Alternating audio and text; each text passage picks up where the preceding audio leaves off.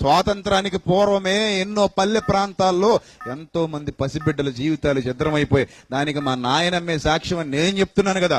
9 ఏళ్లకే పెళ్లి చేశారు, 18 ఏళ్లకే నువ్వు మొగుడు చచ్చిందని అన్నారు.